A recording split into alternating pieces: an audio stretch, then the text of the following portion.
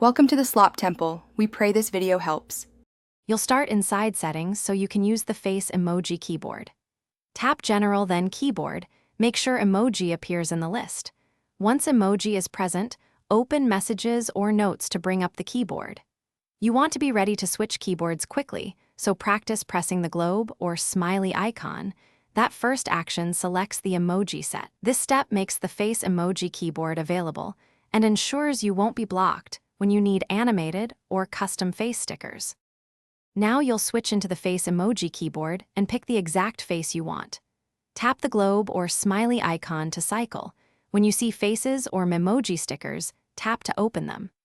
Once there, swipe left or right to browse categories, or long press a face to reveal variations and skin tones. If you want a custom emoji, tap the three dots or sticker row to create or edit one. These actions let you quickly find expressive faces and personalize them before sending. Finish by inserting and sending the face emoji and know how to fix problems. Tap a face to add it to your message, then hit send. You can also press and drag stickers into conversations. If the face emoji keyboard is missing or misbehaving, make sure iOS is up to date, then re-add the emoji keyboard in settings. As a final fix, reset keyboard settings or restart your iPhone.